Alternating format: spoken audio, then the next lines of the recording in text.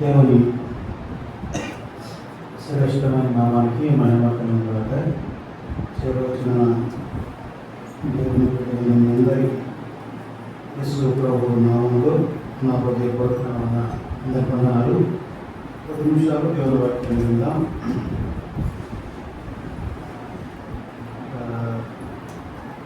యాకోబు రాసిన పత్రిక 4వ అధ్యాయము 8వ వచనాన్ని చదువుకుందాం.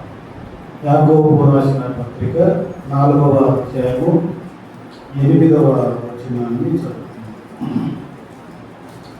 దేవుని యొద్దకు రండి, అప్పుడు ఆయన మీ యొద్దకు వచ్చును. ఆ మాట ఉంది. దేవుని యొద్దకు రండి అనే మాట ఉంది. యాకోబు గారు ఈ మాట 1వ అధ్యాయం 1వ వచనంలో రాయబడింది. దేవుని యొక్కయు ప్రభు అయిన యేసుక్రీస్తు యొక్కయు దాసుడైన యాకోబు అన్య దేశముల యందు చెదరి ఉన్న 12 గోత్రముల వారికి శుభమని చెప్పి రాసినటువంటి మాట. అంటే ఇందులో ఉన్న విషయాలు నేను చెప్పట్లేదు, కానీ ఈ పత్రిక రాసింది యాకోబు గారు. రాయబడింది 12 గోత్రముల వారికి. అంటే ఎవరైతే చెదిరిపోయారో, అంటే చెదిరిపోయిన వారు ఖచ్చితంగా వీళ్ళు భక్తి పరులు, యేసుక్రీస్తునందు విశ్వాసం ఉంచిన వారు, దేవుని బిడ్డలుగా తీర్చబడినవారు, నీతిమంతులుగా లేక విశ్వాసులుగా పిలువబడుతున్నవారు.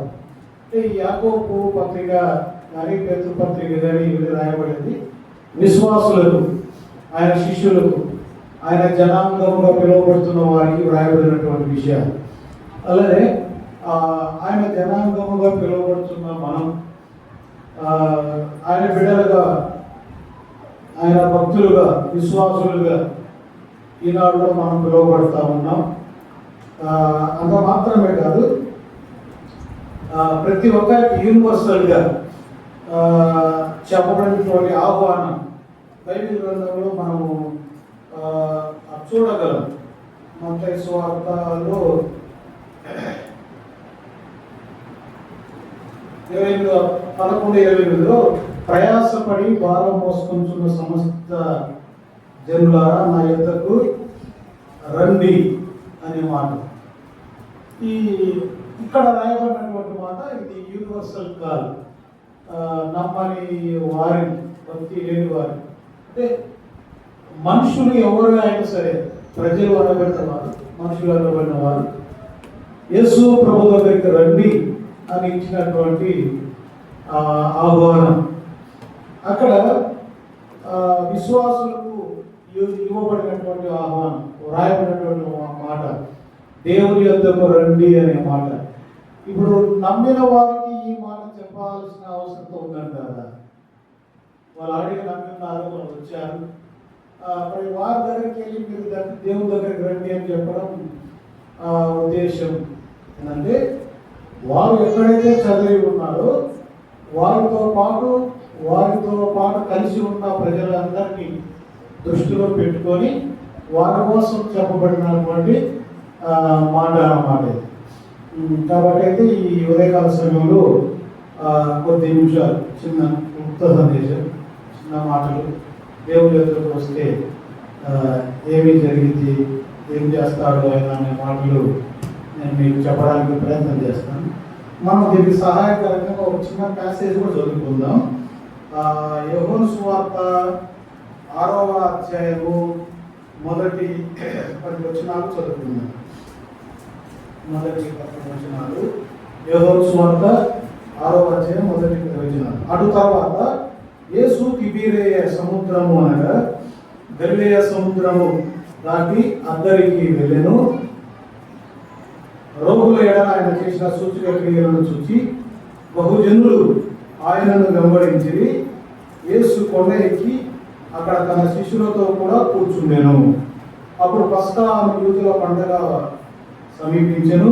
కాబట్టి యేసు కన్నులెత్తి బహుజనులు ఆయన యొద్దకు వచ్చుట చూసి వీరు భుజించుటకు ఎక్కడ నుండి రొట్టెలు కొని తెప్పించమని ఫిలిప్పును అడిగాను. కానీ యేసు ఏమి చేయనవి ఉండేనో తానే ఎరిగి అతనిని పరీక్షించుటకు అలా అడిగారు.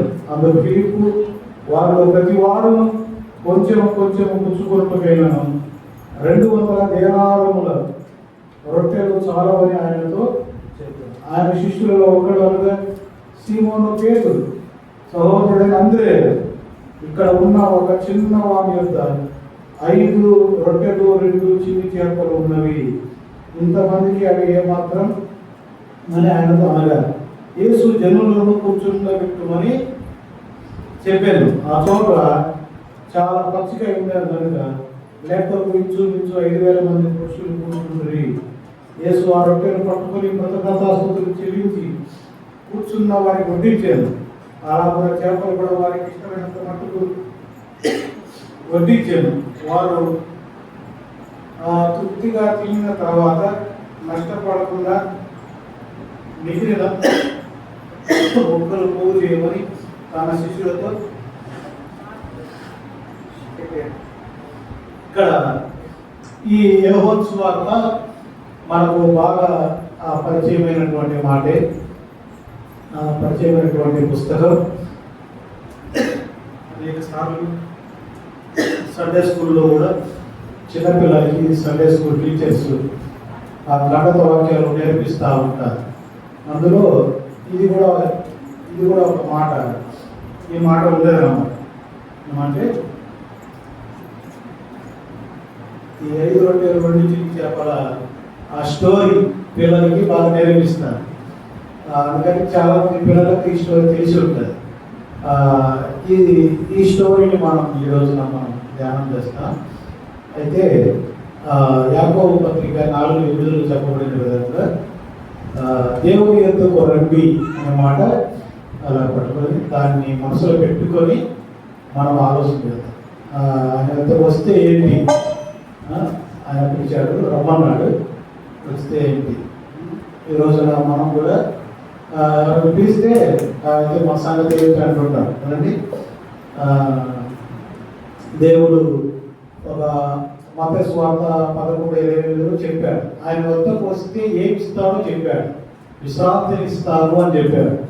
అంటే ఆ పాపం నుంచి విడుదల కలగజేసి రక్షణ, శాంతి, సమాధానం దయచేసి యేసు ప్రభువు చనిపోయి తిరిగి లేచిన తర్వాత శిష్యుల దగ్గరికి వెళ్ళినప్పుడు ఆయన చెప్పిన మొట్టమొదటి మాట ఏంటంటే, మీకు సమాధానము కలుగునుగా కదా, నా శాంతిని మీకు ఇస్తున్నానని చెప్పాడు. యేసు ప్రభువు అక్కడ చెప్పబడిన మాట కూడా అదే, నేను జన్మవంశ కలిగిన వాడిని, నా యొద్దకు వచ్చిన కాడిని మీరు ఎత్తుకొనండి అని చెప్తాను, నేను మీకు శాంతిని అనుభవిస్తాను అని చెప్తాను. ఇక్కడ ఈ యోహాను సువార్త 6వ అధ్యాయం మొదటి 10 వచనాల్లో యేసు ప్రభువు ఒక కొండ మీద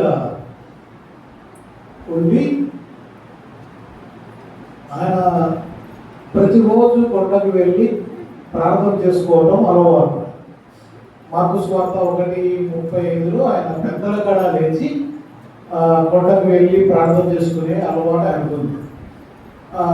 అప్పుడప్పుడు ఒక డే అంతా కొండ మీదనే ఉండడం అలవాటు. ఒక రోజున యేసు ప్రభువు వారు కొండ మీద ఉన్నాడు అనే విషయం ప్రజలు తెలుసుకొని ప్రజలు యేసు ప్రభు దగ్గరికి వెళ్ళడానికి ఇష్టపడ్డారు. అంటే అప్పటికే యేసు ప్రభువు వారు ఈ యోహాను సువార్త 2వ అధ్యాయంలో కానా పెళ్లికి వెళ్తే అక్కడ ద్రాక్షారసం అయిపోయినప్పుడు నీటిని ద్రాక్షారసంగా చేయడం చూశారు. నీటిని ద్రాక్షారసంగా చేసినప్పుడు ఒక్కసారిగా యేసు ప్రభు యొక్క ఇమేజ్ చాలా పైకి వెళ్ళిపోయింది. ఆయన మీద భక్తి లేకపోయినా ఆయన ప్రేమించేవారు ఎక్కువైపోయారు, ఆయన అభిమానించేవారు ఎక్కువైపోయారు. ఆయన దగ్గరికి వెళ్తే ఏదైనా దొరికిద్ది, ఆయన దగ్గరికి వెళ్తే ఏదైనా జరిగిద్ది, మనకు కూడా ఉపయోగపడుతుంది, ఆయన ఖచ్చితంగా మనకు మేలు చేస్తాడు అనే అభిప్రాయం. మన సువార్తలన్నీ కూడా చూస్తే ఆయన ఎక్కడికి వెళ్ళినా కళ్ళు లేని వారికి కళ్ళు ఇచ్చినట్టుగా, కాళ్ళు లేని వారికి కాళ్ళు ఇచ్చినట్టుగా, చెవు లేని వారికి చెవులు ఇచ్చినట్టుగా మనం చూస్తాం. ఈ యోహాను సువార్త 5వ అధ్యాయంలో కూడా 8వ వచనంలో 5:8 యేసు నీవు లేచి నీ పరుపు ఎత్తుకొని నడువమని వారితో చెప్పగా 5వ వచనంలో అక్కడ 38 ఏళ్ల నుంచి ఒక వ్యాధి గలవాడు 38 సంవత్సరాల నుండి ఒక వ్యాధితో బాధపడుతున్న వ్యక్తి యేసు ప్రభువారు ఒక్క మాట చేత అతన్ని బాగు చేసినట్లుగా మనం చూడగలం. ఈ పరిస్థితులు అన్నిటినీ చూసిన ఆ ప్రజలు యేసు ప్రభు దగ్గరికి వెళ్ళిపోయారు. ఒకరు వెళ్ళారు, వాడిని చూసి మరొకరు వెళ్ళారు, వాడిని చూసి మరొకరు వెళ్ళారు. అట్లా దాదాపుగా ఆ కొండ కింద ఉన్న ఊరు ఖాళీ అయిపోయింది. ఆ కొండ కింద ఉన్న ఊరు, ఆ పక్కన ఉన్న ఊర్లో వారు కూడా చాలా మంది యేసు ప్రభు దగ్గరికి వచ్చారు. ఇప్పుడు కూడా మనం అక్కడక్కడ చూస్తుంటాం. ఎవరైనా సోషల్ మీడియా పరంగా పేరు దాచిన సేవకులు లేక స్వచ్ఛత వారికి వెళ్ళిన దైవ సేవకులు అని ఇక్కడ వస్తున్నారంటే చాలా గుంపులు కొడతారు.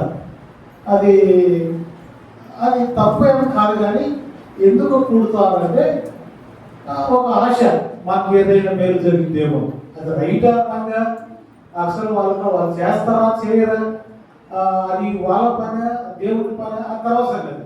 ప్రజలు ఇంత ఆలోచన చేయరు.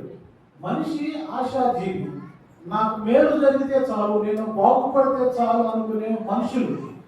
ఆ రోజు కూడా యేసు ప్రభులో కలిగి వచ్చిన ఈ ప్రజలందరూ కూడా మారుమనసు పొందిన వాళ్ళేం కాదు. వీరందరూ విశ్వాసులేం కాదు. వీరందరూ భక్తి పనులు కూడా కాదు. అంటే మీటింగ్లకు వచ్చే వారంతా కానీ లేదా మందిరంలో కనపడే వారంతా భక్తులు అని కాదు. అందరూ మారుమనసు పొందిన వారని కూడా కాదు. కానీ ఒకసారి దేవుని మీద ప్రేమతో, దేవుని మీద అభిమానంతో దేవుని సన్నిధికి వెళ్తే జీవించబడతాం, ఆయన మేలు చేస్తాడు, సహాయం చేస్తాడనే అభిప్రాయంతో, ఆశతో దేవుని సన్నిధికి వచ్చేవారు కూడా ఉంటారు. అట్లానే ఇక్కడ యేసు ప్రభువారు ఆ కొండ మీద ఉన్నాడు అని తెలిసి ఆయన అందరూ ఆయన వద్దకు వచ్చారు. అక్కడ 2వ వచనంలో ఉంది, రోగుల ఎడల ఆయన చేసిన సూచక క్రియలను చూసి బహు జనులు ఆయనను వెంబడించి యేసు కొండ ఎక్కి అక్కడ తన శిష్యులతో కూర్చుండెను.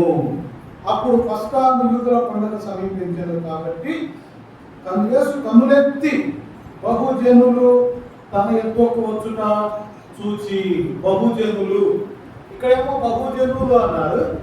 ఆ ప్యాసేజ్ చివరికి వచ్చేసరికి వాళ్ళు తినగా కూర్చున్నటువంటి పురుషుల సంఖ్య చెప్పారు.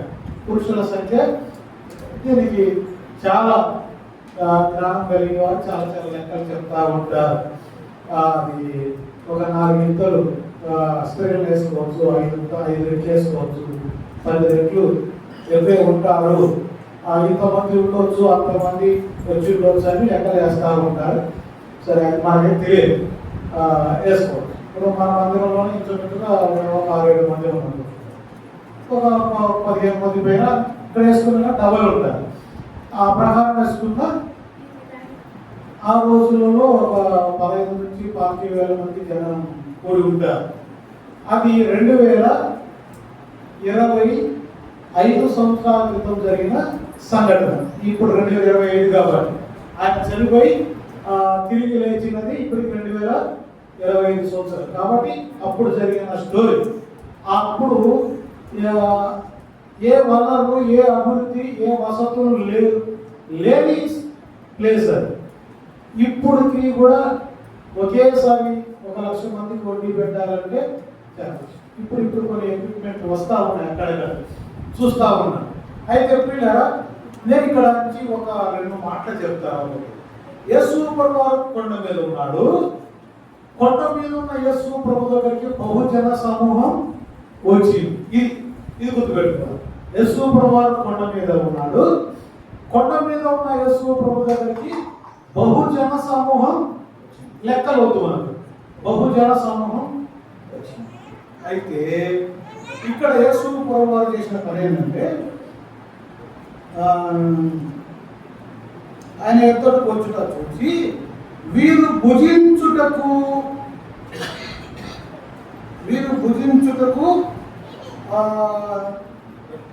రొట్టెలు కొని తెప్పించమని ఫిలిప్పు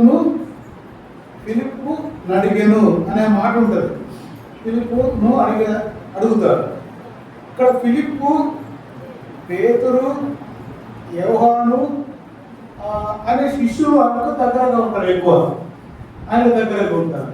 ఇక్కడ యేసు ప్రభు వారు ఇంతమంది జనాలు మన యొద్దకు వస్తా ఉన్నారు, ఇక్కడ కూర్చున్నారు, వాక్యం వింటున్నారు. వీరికి ఏదైనా చేద్దాం, ఏదైనా ఇద్దాం. వీరు చిన్నబిడ్డలు వచ్చారు, యవనస్తులు వచ్చారు, పెద్దవాళ్ళు వచ్చారు.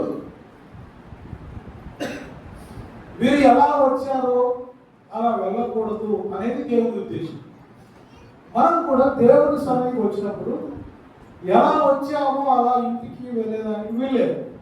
ఖచ్చితంగా ఇక్కడ వాక్యం విని, వాక్యం నేర్చుకొని, అవసరమైన ఏదైనా హార్ట్ చేంజెస్ చేసేసుకొని, కొన్ని సరి చేసుకొని, కొన్ని నేర్చుకొని, లేదా కొన్ని తీర్మానాలు చేసుకొని ఆ విధంగా మళ్ళీ తిరిగి రిటర్న్ అవ్వాలి ఇంటికి. ఇక్కడ యేసు ప్రభు గురించి నేను ఒక మాట చెప్పాలనుకుంటున్నాను. ఏమనంటే, యేసు ప్రభు యొద్దకు వచ్చిన వారిని గురించి ఆయన ఆలోచన చేస్తా ఉన్నాడు. యాకోబు పత్రిక 4:8లో దేవుని యొద్దకు రండి అన్నాడు కదా. ఆయన వద్దకు వచ్చితే ఏంటి అనే వాళ్ళు ఉంటారు. ఏంటి అంటే, ఆయన వద్దకు ఎవరైతే వస్తారో వారిని గురించి ఆయన ఆలోచన చేస్తాడు. అంతేగానే మన యొద్దకు వచ్చే వారిని గురించి మనం ఆలోచన చేస్తాం. మన యొద్దకు రాని వారి గురించి మనం పెద్దగా ఆలోచన చేయాలి, పెద్దగా పట్టించుకోవాలి. ఒక్కోసారి ఇంకా పూర్తిగా మన ఆధార్ కార్డు ప్రకారం మనకు బ్లడ్ రిలేషన్లో ఉన్న రక్త సంబంధికులు అయితే ఒకవేళ రాకపోయినా ఆలోచన చేస్తాము. కానీ మ్యాక్సిమం మన యొద్దకు వచ్చే వారిని గురించి మనము ఆలోచన చేస్తాం. అది కుటుంబమైన, సంఘమైన, సహవాసమైన, ఏదైనా. ఇక్కడ ప్రజల గురించి యేసు ప్రభు వారు ఆలోచన చేస్తున్నారు. ఏమంటే వీళ్ళు ఇక్కడ ఇలాగే వచ్చారు, ఇక్కడే ఉన్నారు, ఇక్కడ వాక్యం వింటూ ఉన్నారు. మరి వీరికి ఏదైనా పెడదాం, వీరికి ఏదైనా ఇద్దాం, వీరి ఆకలి తీరుద్దాం అని ఆయన ఆలోచన చేస్తూ ఉన్నారు. ఇక్కడ అది ఆత్మ సంబంధమైన గురించి అయినా కావచ్చు, శరీర సంబంధంగా అయినా కావచ్చు. యేసు ప్రభు అయితే వారి గురించి ఆలోచన చేశాడు. వీరికి ఏదైనా పెట్టి పంపిద్దాం, ఒట్టిగా ఇళ్లకు వెళ్ళొద్దు అని దేవుడు యేసు ప్రభు వారిని గురించి ఆలోచన చేసిన వాడిగా ఆయన కనబడతా ఉన్నాడు. ఈ ఉదయకాల సమయంలో నేను చెప్పాలనుకున్న మాట ఏంటంటే, ఎవరైతే మందిరాన్ని ప్రేమించి మందిరానికి వస్తారో, లేక సహవాసాన్ని ప్రేమించి సహవాసానికి వస్తారో, ఇక్కడ ఈ యోహాను సువార్త 6వ అధ్యాయంలో కొండ మీద ఆయన వద్దకు వచ్చిన వారి గురించి ఆయన ఎట్లా ఆలోచన చేస్తాడో, ఆయన సహవాసానికి వచ్చే వారి గురించి కూడా యేసు ప్రభు అట్లానే ఆలోచన చేస్తాడు. విశ్వాసులు కూడా, సేవకులైనా, పెద్దలైనా, పరిచారకులైనా ఖచ్చితంగా సహవాసాన్ని గురించి ఆలోచన చేస్తారు. వీరి పరిస్థితి ఏంటి, వీళ్ళ విధానాలు ఏంటి, వీళ్ళ అర్థాలు ఏంటి, వీళ్ళ అవసరాలు ఏంటి, వీళ్ళ ఇబ్బందులు ఏంటి అని కూడా ఆలోచన చేసే అవకాశాలు ఉన్నాయి. ఆ విధంగా మనం ఆలోచన కూడా చేయవలసిన వారమై ఉన్నాం. ఇక్కడ యేసు ప్రభు వారు ఆ మాట చెప్పగా 7వ వచనంలో ఉంది. అందుకు ఫిలిప్పు వారిలో ప్రతి వాడును కొంచెం పుచ్చుకుంటుకైనను 200 దేనారాలు రొట్టెలు చాలా వరకు లెక్క చెప్తా ఉన్నాడు. యాక్చువల్గా లెక్క యూదా 24 ఉంటున్నాడు, సైలెంట్ ఉన్నాడు. డబ్బు సంచి ఉండేది ఆయన దగ్గర, డబ్బు సంచి ఉన్న ఆయన మొదలుకుంటే ఫిలిప్ గారు యేసు ప్రభు కంటే ముందే సలహా చేస్తుంటే ఆయన ఏం సలహా ఇస్తుందంటే వాళ్ళ గురించి అంత పట్టించుకోవాల్సిన అవసరం లేదే, వారు వెళ్ళిపోతారు కలుపుకుంటుంటే వెళ్ళిపోతారు, వాళ్ళు కలుపుకుంటూ ఉంటారు కదా. ఒకవేళ మనం ఏదైనా చేయలేకపోతే ఏదైనా ఫెయిల్ అయితే ఇబ్బంది అవుతుంది కదా. కానీ యేసు ప్రభు వారిని గురించి ఆలోచన చేశాడు, వారి గురించి ఆలోచన చేశాడు. ఇక్కడ 8వ వచనంలో ఆయన శిష్యులలో ఒకడు అనగా సీమోను పేతురు సోదరుడైన అంద్రెయ ఇక్కడ ఉన్న ఒక చిన్నవాని యొక్క 5 రొట్టెలు 2 చిన్న చేపలు ఉన్నాయి, అయినా ఇవి కూడా దేవి. ఇందులో ఒక అల్ప విశ్వాసాన్ని మనం చూడగలుగుతాం. ఈ మధ్య సోషల్ మీడియాలో బాగా అప్పుడే మాస్ మీద కొత్త పాట ఇంకా రాలేదు, వచ్చిగా అది అయిపోయింది. ఏమైనా చేయగలవు అనే పాట మనం పాడుతూ ఉంటాం గృహాల్లో, సంఘాలలో, ప్రత్యేకమైన కోరికలలో. ఇక్కడ ఆయనతోనే ఉన్నవారు, ఆయనతోనే తిరుగుతున్నవారు, ఆయనతోనే పడుకున్నవారు, ఆయన అప్పటికే కానా పెళ్లిలో నీళ్లను ద్రాక్షారసంగా చేసిన సంగతి వారు చూశారు. 38 సంవత్సరాల నుండి అనారోగ్యం చేత బాధపడుతున్న వారిని నోటి మాట చేత బాగు చేసిన సంగతిని కూడా వారు చూశారు. కానీ ఇక్కడ చెప్తున్నారు వారయ్యా, మీరు ఇంతమంది ఉన్నారు, ఇక్కడ 5 రొట్టెలు 2 చిన్న చేపలు ఉన్నాయి, ఇవి ఏమైతాయి, దేనికి సరిపోవు అని చెప్పడం ద్వారా వారు వాళ్ళ అల్ప విశ్వాసాన్ని వారు బయటపరుస్తూ ఉన్నారు. ఒక్కోసారి మన జీవితాల్లో, మన బ్రతుకుల్లో కూడా మనకు తెలియకుండానే మన వైఖరి బయటపడుతూ ఉంటుంది. మన మాట తీరును బట్టి మన విశ్వాసం కూడా బయటపడుతూ ఉంటుంది. మనము ఎంత విశ్వాసంగా మాట్లాడుతున్నామో, ఎంత అవిశ్వాసంగా మాట్లాడుతున్నామో మన మాటలు చెప్తాయి. యేసు ప్రభు తిరిగి వచ్చిన తర్వాత మేము చూచాము అని మిగతా శిష్యులు చెప్తే తోమా భక్తుడు నమ్మలేదు. యేసు ప్రభు వచ్చి తోమా వచ్చి చూడు ఎలా వెళ్ళిపెట్టి చూడంటే లేదు ప్రభు, నేను అలా అన్నేది ప్రభు అంటాడు. లేదు చూడు, నువ్వు ఇందాక అన్నావు కదా, ఏరులో ఆ రంధ్రాలలో వెళ్ళిపెట్టి చూస్తే నేను నమ్ముతాను కానీ లేకపోతే నేను నమ్మను అన్నావు కదా. ఆ మాట చెప్తూ తోమాతో చెప్పినటువంటి మాట ఏంటంటే, అవిశ్వాసువి కాక విశ్వాసివై. అందుకని మన జీవితాల్లో మన మాటలు, మన బ్రతుకు, మన నడక ఎట్లా ఉండాలంటే విశ్వాసంతో కూడిన మాటలై ఉండాలి, విశ్వాసంతో కూడిన నడక అయి ఉండాలి, విశ్వాసంతో కూడిన బ్రతుకు అయి ఉండాలి, విశ్వాసంతో కూడిన భక్తి అయి ఉండాలి. ఇక్కడ యేసు ప్రభుతోనే ఉన్నారు కానీ వారిలో విశ్వాసం ఉన్నట్లుగా యేసు ప్రభు ఆయన చేయగలుగుతాడు, ఏదైనా చేయగలుగుతాడన్న మాట వారు నమ్మలేకపోయారు. మనం నమ్మే మాట ఏంటంటే ఆదికాండం 1వ అధ్యాయం ప్రకారం ఆయన సృష్టికర్త, దేవుడు నోటి మాట చేత భూమి ఆకాశములను కలుగజేశాడు. ఆయన తలుసుకుంటే ఏదైనా చేయగలుగుతాడు. యెహెజ్కేలు 17వ అధ్యాయంలో 18వ వచనంలో ఆయన ఉన్నదానిని లేనట్టుగా చేయగలిగిన దేవుడు, లేని దానిని ఉన్నట్టుగా చేయగలిగిన దేవుడు, లేక పచ్చగా ఉన్నదాన్ని ఎండిపోయినట్టుగా చేయగలిగిన దేవుడు, ఎండిపోయిన దానిని పచ్చగా. వీళ్ళు శిష్యులు అనే పేరు పెట్టుకున్నారు, విశ్వాసులు అనే పేరు పెట్టుకున్నారు. వారిలో యేసు ప్రభువును కూర్చిన ఆ విశ్వాసము పూర్తి స్థాయిలో వాళ్ళు కనబడలేదు. అది నిజమే, వాస్తవమే. ఆయన ఎప్పుడైతే తిరిగి లేచాడో, ఆ పునరుత్థాన శక్తి పొందుకున్నారో, లేక మేడగదిలో ఆ పరిశుద్ధ ఆత్మని వరం పొందుకున్నారో, ఆ తరువాత శక్తిమంతులై, ఆ తరువాత అచంచలమైన విశ్వాసం కలిగి యేసు ప్రభు కోసం చనిపోవడానికి ఆయన సిద్ధపడి సేవ చేసి యేసు ప్రభు కోసం వారు చనిపోయారు.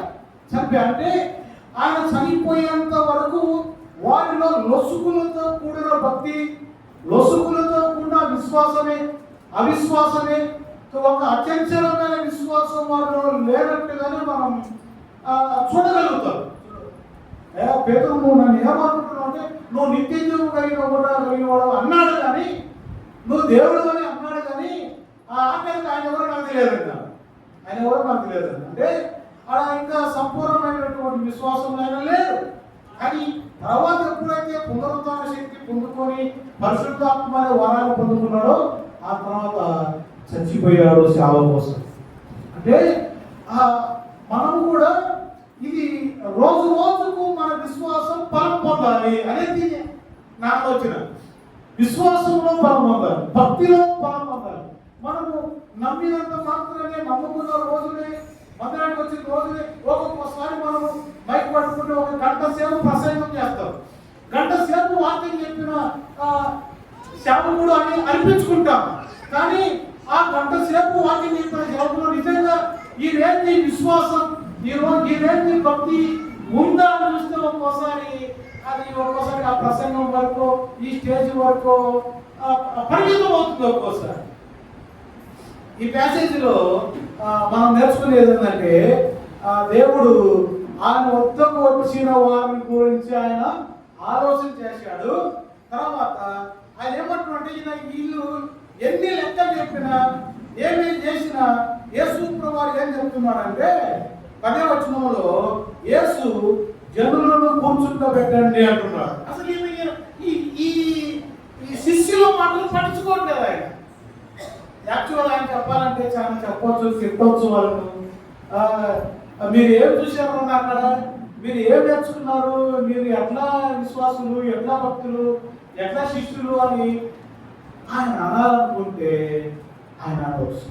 వారి ప్రతి బలహీనత, ప్రతి అవిశ్వాసము, వాళ్ళలో ఉన్న ప్రతి లోపం కూడా ఆయన కడుపులో దాచుకున్నారు. ఆయన ఎక్కడ కూడా బయటికి వ్యక్తం చేయాల. మీరు అలాంటి వాళ్ళు ఇలాంటి వాళ్ళని కూడా అనలేదు. అనకుండా ఇది నాయకత్వం తెలియదులే అన్నట్టు ఆయన చాలా సింపుల్ గా తీసుకొని ఏమేమో 200 ధ్యానారాలు కూడా సరిపోవాలి ఎందుకు చెప్తుండ్రు. కింద 200 ధ్యానారాలు అంటే ఒక ధ్యానారం ఒక ఇంచుమించు ₹10 లెక్క. ₹10 అంటే 2 ధ్యానారాలు అంటే రూపాయలు లెక్క. అంటే ఈ 2 ధ్యానారాలు తెచ్చిన ఖర్చు పెట్టిన ఇప్పుడున్న ఈ జనాంగానికి ఈ బడ్జెట్ సరిపోదు. ఈ బడ్జెట్ ఆయన ఈ చెవులేమో ఈ బడ్జెట్ సరిపోదని వింటున్నాడు. ఆయనేమో మీరు వాళ్ళు కూర్చోబెట్టారు. మనకేమో మైండ్ లేదా ఏంటి, మనం చెప్పేది పట్టించుకోవడం ఏంటి, అసలు వినపట్లేదా అని అనుకుంటా వారిని కూర్చోబెట్టండి అన్నాడు. అంటే ఆయన ఎంత బలంగా ఆయన మాటకు ఆయన కమిట్ అయి ఉన్నాడో ఇక్కడ అర్థమవుతా ఉంది. కూర్చోబెట్టండి అని చెప్పాను. ఆ చోట చాలా పచ్చిగా ఉండేను. లెక్క ఇంచుమించుగా 5,000 మంది పురుషులు ఉండేను. 5,000 మంది పురుషులు కూర్చోబెట్టారు. కూర్చోబెట్టి 10వ వచనంలో కూర్చోబెట్టాడు. 11వ వచనంలో యేసు ఆ రొట్టెలో పట్టుకొని కృతజ్ఞతాస్తుతులు చెల్లించి కూర్చున్న వారికి వడ్డించాను.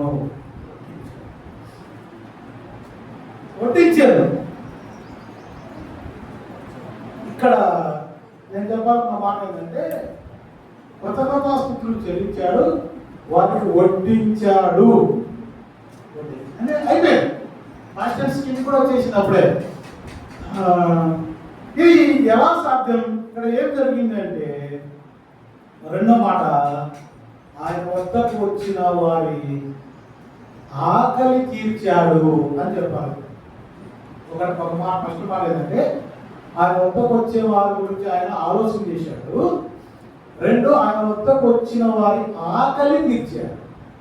ఆ పక్కన ఒక మాట కూడా పెట్టుకోండి, ఆకలి లేదా అవసరత తీర్చాడు. ఇప్పుడు మానవునికి సాధారణమైన అవసరం ఏంటి? గాలి, నీరు, ఆహారం, అంతే కదండి. గాలి, నీరు, ఆహారం. అసలు పాట కూడా పక్కన పెట్టేయండి. గాలి, నీరు, వారి గురించి ఆలోచన చేశాడు. వారి ఆకలి తెచ్చాడు. వీళ్ళు నా ఎద్దకు వచ్చారు, ఇల్లు వదిలిపెట్టి, వాకిలు వదిలిపెట్టి, పిల్లలను, పశువులు అందరూ వదిలిపెట్టి ఇక్కడికి వచ్చారు, ఇక్కడ ఉన్నారు కొండ మీద. మరి వీళ్ళు ఇంటికి వెళ్ళి ఏం తింటారు, ఇప్పుడు ఏం చేసుకుంటారు, అసలు వారి ఇంట్లో కూడా ఏం ఉందో లేదో అని ఆయనే వారి ఆకలి తీర్చడానికి లేదా వారి అవసరత తీర్చడానికి ఇష్టపడ్డాడు. తీర్చేశాడు. చూసారా పిల్లరా, నేను పెద్ద ఎక్స్ప్లెనేషన్ ఇవ్వలేదు. మా నాన్న దగ్గర అప్పుడే 30 నిమిషాలు అయిపోయింది నా టైము. దేవుని యొద్దకు రండి, అప్పుడు ఆయన మీ యొద్దకు వచ్చును అనే మాట యాకోబు పత్రికలో ఉంది. ఆ మొదటి మాటే దేవుని యొద్దకు రండి, వస్తే ఏంటి అనే దానికి జవాబు ఏంటంటే, ఇక్కడ బహుజన సమూహం యేసు దగ్గరికి వచ్చారు. వచ్చిన వారి గురించి ఆయన ఆలోచన చేశాడు. వచ్చిన వారి ఆకలి తీర్చాడు. వచ్చిన వారి ఆకలి తీర్చాడు. అసలు ఆయన ఎంతకు రావడం అంటే అర్థం ఏంటి? ఆయన ఎంతకు అంటే మందిరానికి రావడం అంతేనండి.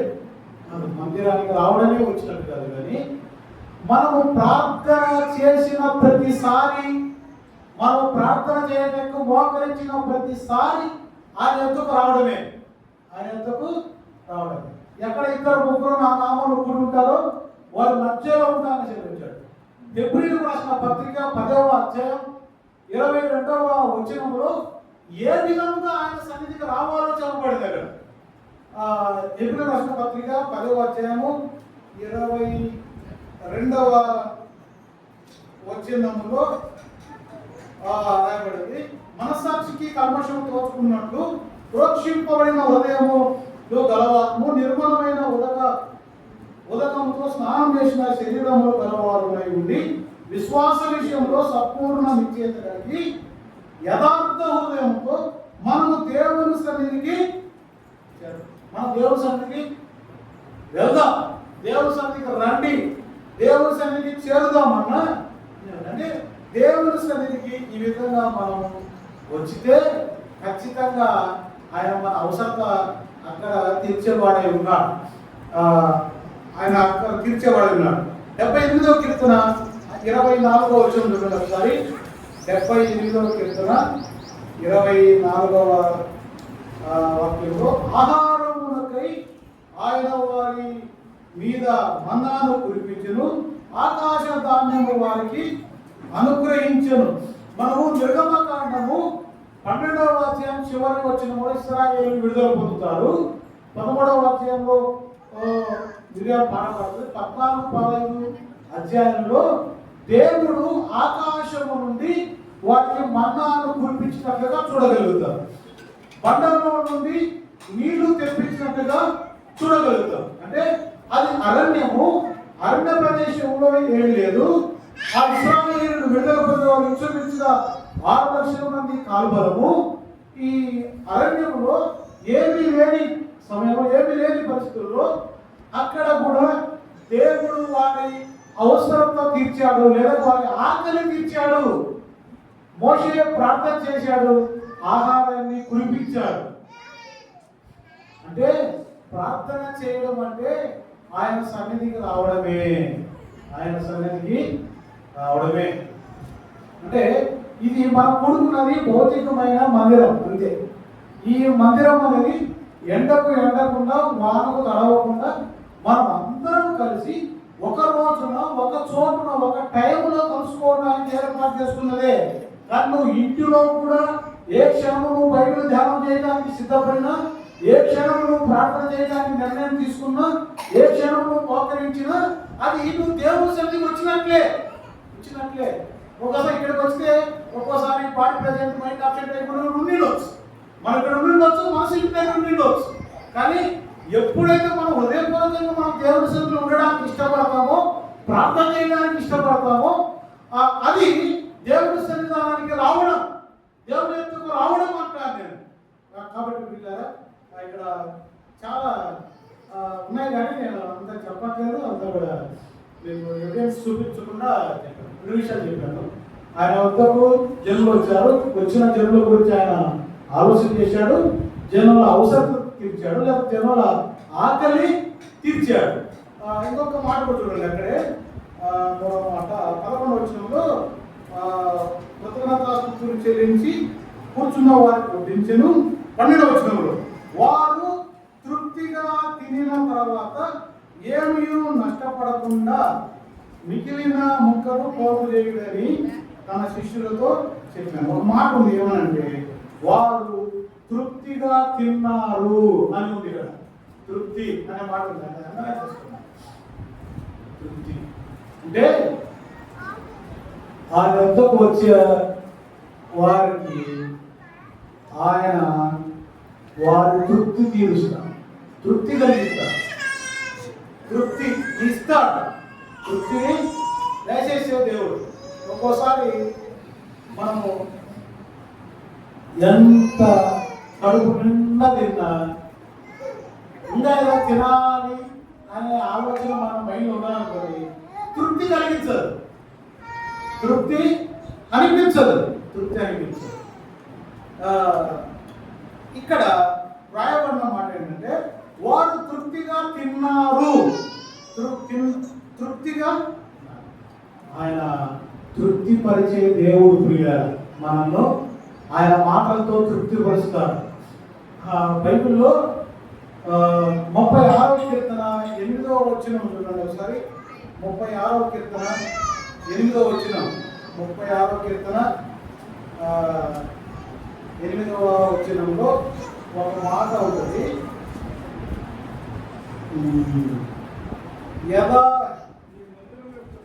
నీ మందిరం యొక్క సమృద్ధి వలన వారు సంతృప్తి నొందుతున్నారు. ఇక్కడ మందిరములో సంతృప్తి అంటే మందిరంలో రావడం ద్వారా కదండి. మందిరంలో దైవ సన్నిధి ఉంటుంది. మందిరంలో దేవుడిగా నమ్మకం ఆత్మరూపిగా. పిల్లరా, మందిరంలో సమృద్ధి అంటే మందిరంలో దేవుడి వాక్యం ఉంటుంది. మందిరంలో విరివిగా దేవుడి వాక్యం ఉంటుంది. ఇక్కడ మందిరంలో వాక్యమే ప్రకటించబడదు. మందిరంలో వాక్యం ప్రకటించబడదు.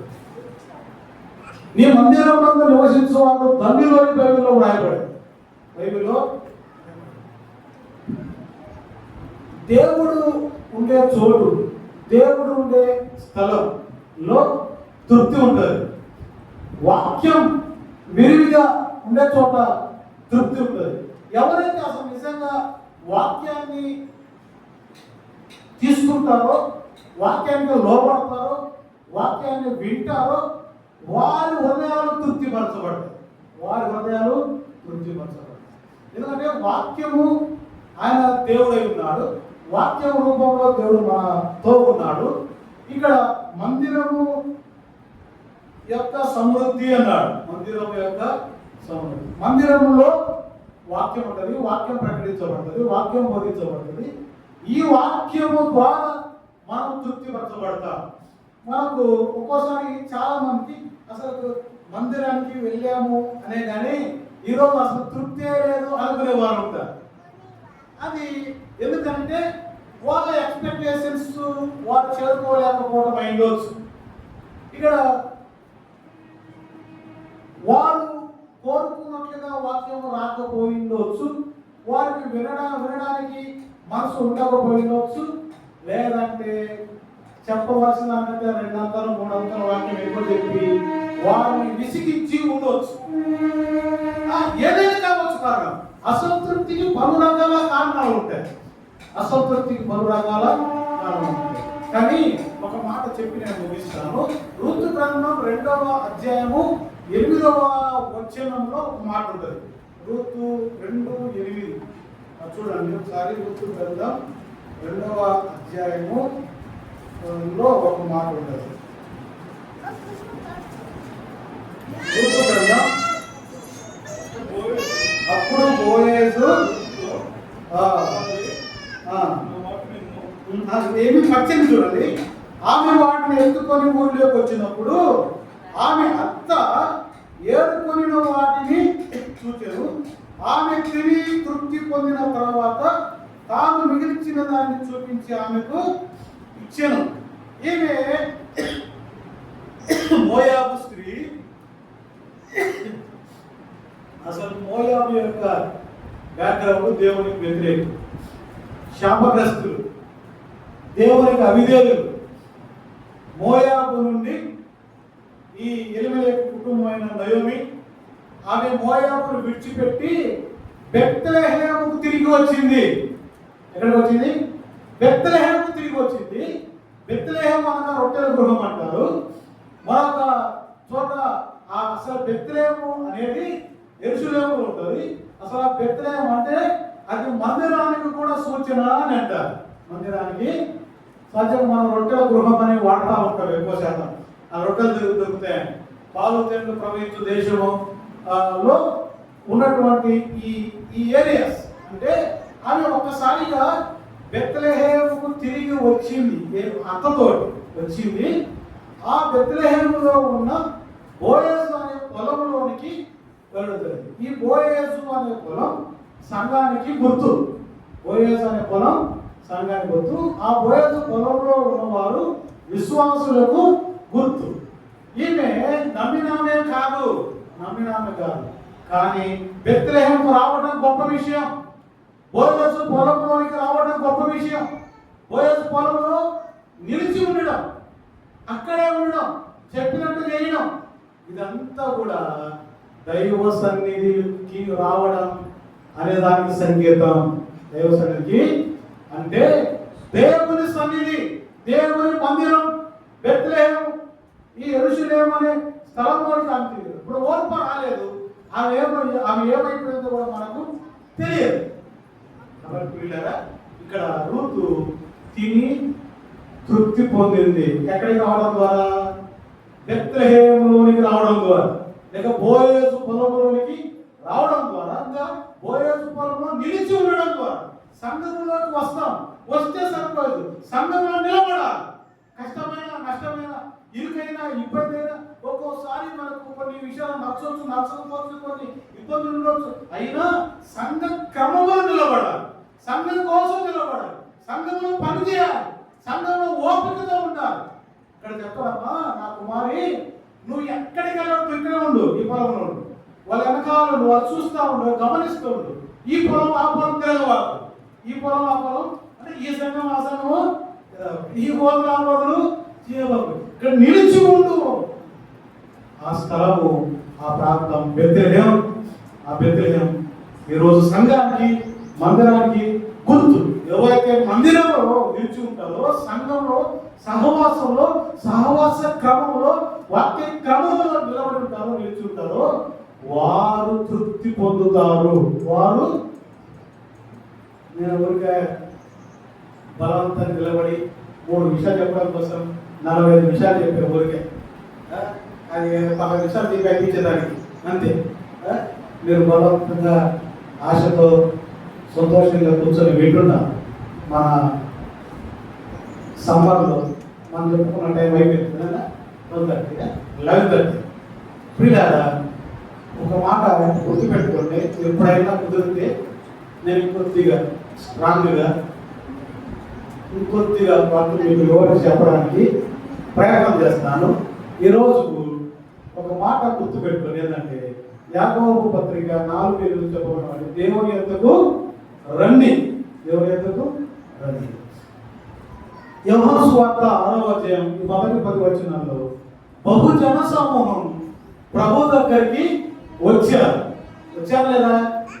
ఇప్పుడు వచ్చిన ఆ ప్రజల గురించి యేసు ప్రభు ఆలోచన చేశారు.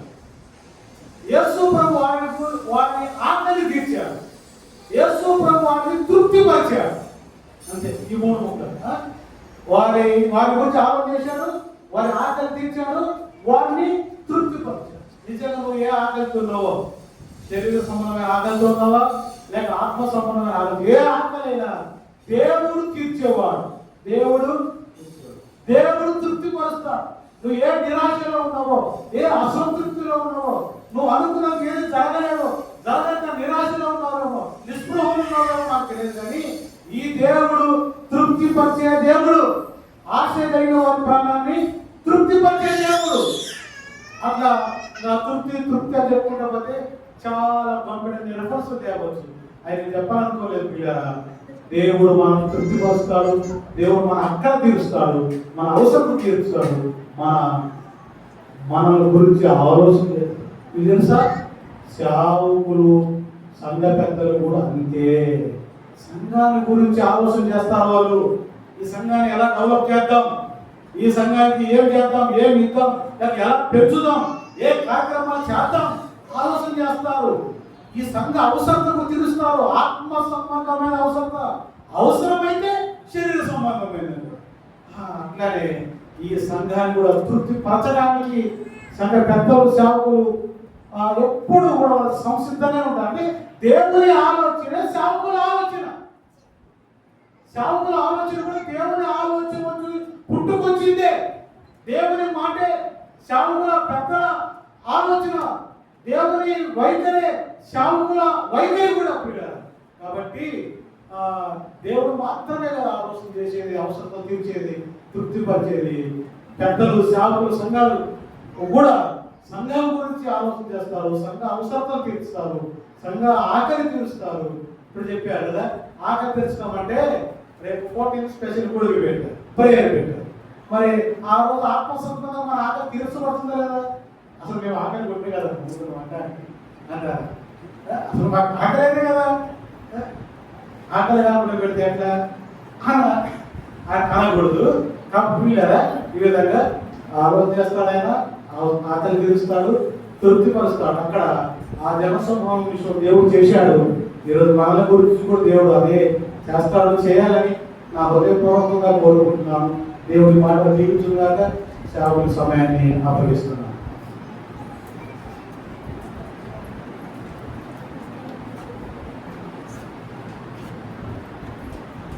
మెసేజ్ అందించిన దేవుడు మన గురించి ఆలోచించేవాడు, ఆశ తీసేవాడు, అవసరం తీర్చేవాడు, ఇంకా మూడోది తృప్తిపరిచేవాడు. కనుక అటువంటి దేవుడు మనకున్నాడు కదా. Is available for us. అవైలబుల్గా ఉన్న దేవుడిని మనం ఉపయోగించుకుందాం, ఆయన సన్నిధిలో కనపడదాం. ఆయన దయచేసి ఆయన మన గురించి ఆలోచించి ఆయన మన పట్ల చేసే మేళ్ళన్నీ పొంది దేవుని మహిమపరచడానికి మనం సాయం చేయం కాక ప్రార్థన చేసుకుందాం. తర్వాత గొప్ప దేవ సన్నిధిలో మిమ్మల్ని స్తుతించే భాగ్యం మాకు దయచేశారు, మిమ్మల్ని ఆరాధించే భాగ్యం దయచేశారు. తర్వాత మీరు మాతో వాక్యం నుండి మాట్లాడిన మాటలు జ్ఞాపకం చేసుకొని మిమ్మల్ని స్తుతిస్తున్నాం. ప్రభా, మీరు మా గురించి ఆలోచన చేసేవారు, మా యొక్క అవసరాలు తీర్చే దేవుడు, మమ్మల్ని తృప్తిపరిచే దేవుడు కనుక మీ వద్దకు మేము వచ్చి మీరు మాకు ఇచ్చేవన్నీ కూడా వినియోగపరచుకోవడానికి మాకు సరైన జ్ఞానము, సరైన ప్రభా బుద్ధి దయచేయండి. మీ నామం మహిమ తెచ్చుకోండి. వాక్యం అందించిన రోజు వారి కుటుంబాన్ని, వారి సేవలు ఇంకా మీరు దీవించండి. చేరవలసిన ప్రతి ఒక్కరు వారికి ఉన్న అక్కర్ల అవసరాలు అన్ని తీర్చే దేవుడు, తృప్తిపరిచే దేవుడు, అవసరాలు తీర్చే దేవుడు మా గురించి మీరు ఆలోచిస్తున్నారు. మమ్మల్ని మేము మీ చేతికి అప్పగించుకుంటుండగా మీ నామంకి మహిమ మమ్మల్ని తెచ్చుకున్నామని మా రక్షక విమోచకులైన యేసుక్రీస్తు నామంలో ప్రార్థించి వేడుకుంటున్నాం తండ్రి. ఆమేన్.